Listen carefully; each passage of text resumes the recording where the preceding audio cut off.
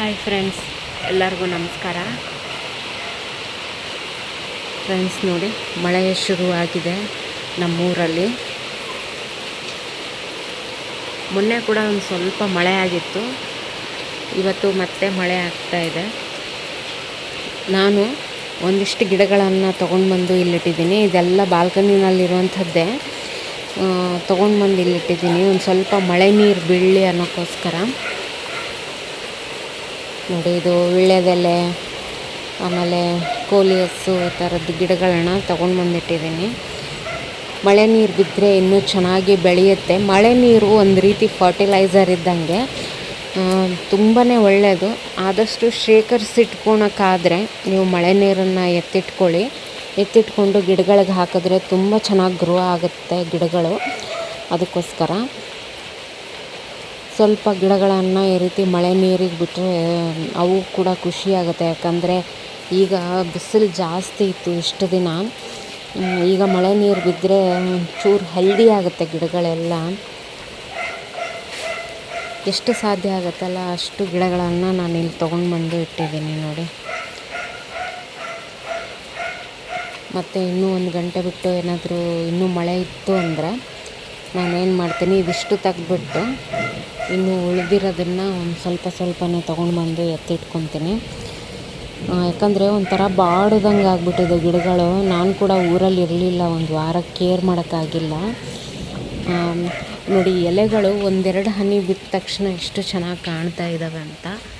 ಈ ಗಿಡ ಅಂತೂ ಒಂಥರ ಆಗೋಗಿತ್ತು. ಒಂದು 10 ನಿಮಿಷ ಆಯಿತು ನಾನು ಇದನ್ನು ಇಟ್ಟುಬಿಟ್ಟು. ನೋಡಿ ಎಷ್ಟು ಚೆನ್ನಾಗಿ ಕಾಣ್ತಾ ಇದೆ ಅಂತ. ತುಂಬ ಡಿಫ್ರೆನ್ಸ್ ಇದೆ ನೋಡೋದಕ್ಕೆ. ನಾನು ಮೊದಲೇ ವಿಡಿಯೋ ಮಾಡಲಿಲ್ಲ, ಯಾಕಂದರೆ ಮಳೆ ಬರ್ತಾಯಿದೆ ಅಂದ ತಕ್ಷಣವೇ ಬಂದುಬಿಟ್ಟು ಮೊದಲು ಗಿಡಗಳನ್ನು ಇಟ್ಟೆ ನಾನು. ಮಳೆ ನೀರು ಒಂದು ರೀತಿ ಮ್ಯಾಜಿಕ್ ಥರ, ಇದು ಮ್ಯಾಜಿಕ್ ಥರ ಕೆಲಸ ಮಾಡುತ್ತೆ. ಆಗಲೇ ಮತ್ತೆ ಸಣ್ಣ ಆಗೋಯಿತು, ಮಳೆ ಜಾಸ್ತಿ ಬರಲಿಲ್ಲ. ಬಂದರೆ ತುಂಬ ಒಳ್ಳೆಯದಿತ್ತು. ಇನ್ನೂ ಒಂದು ಸ್ವಲ್ಪ ಹೊತ್ತು ನೋಡ್ತೀನಿ, ಒಂಚೂರು ಗಿಡಗಳನ್ನು ಚೇಂಜ್ ಮಾಡ್ತೀನಿ. ಇಲ್ಲಿ ತೊಗೊಂಡ್ಬಂದು ಇನ್ನೊಂದಿಷ್ಟು ಗಿಡಗಳನ್ನ ಇಡಬೇಕು ಅಂತ ಅಂದ್ಕೊಂಡಿದ್ದೀನಿ, ನೋಡೋಣ. ಹಾಗೆ ಈ ಕ್ವೈನ್ ಪ್ಲ್ಯಾಂಟ್ ನೋಡಿ, ಇದು ನಾನು ಮೇಲೆ ಟೆರಸಲ್ಲಿ ಇಟ್ಟಿದ್ದೆ. ಅದನ್ನ ತೊಗೊಂಡ್ಬಂದು ಊರಿಗೆ ಹೋಗಬೇಕಾದ್ರೆ ನಾನು ಕೆಳಗಡೆ ಇಟ್ಟಿದ್ದೆ ಇದನ್ನು. ಯಾಕಂದರೆ ಇದಕ್ಕೆ ಬಿಸಿಲು ಜಾಸ್ತಿ ಆಯಿತು ಅಂತ ಅನ್ನಿಸ್ತು ನನಗೆ. ಹಾಗಾಗಿ ಕೆಳಗಡೆ ತೊಗೊಂಡ್ಬಂದೆ. ಚೆನ್ನಾಗಿ ಗ್ರೋತ್ ಇದೆ ಈಗ, ತುಂಬ ಚೆನ್ನಾಗಿ ಗ್ರೋತ್ ಆಗ್ತಾ ಇದೆ ಈಗ.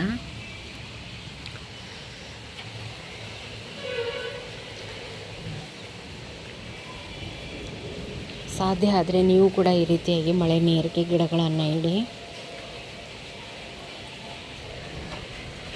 ಅಲ್ಲಿ ನೀರು ಬೀಳುತ್ತೆ, ಇಲ್ಲಿ ಈ ಗಿಡಗಳಿಗೆ ಒಂದು ಸ್ವಲ್ಪ ನೀರು ಬೀಳುತ್ತೆ, ಈ ಕಡೆ ಎಲ್ಲ ನೀರು ಬಡಿಯುತ್ತೆ. ಇಲ್ಲಿ ಆ ಪಾಟ್ಗಳಿಗೆಲ್ಲ ತುಂಬ ಚೆನ್ನಾಗಿ ನೀರು ಬಿದ್ದಿದೆ ನೋಡಿ.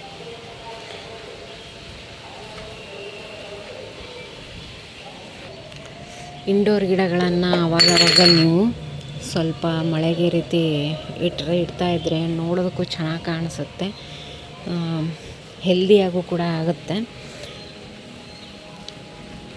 ಒಳ್ಳೆ ಫರ್ಟಿಲೈಸರ್ ಕೂಡ. ಆದಷ್ಟು ಮಳೆ ನೀರನ್ನು ಶೇಖರಿಸ್ಬಿಟ್ಟು ಗಿಡಗಳಿಗೆ ಕೊಡ್ತಾ ಹೋಗಿ.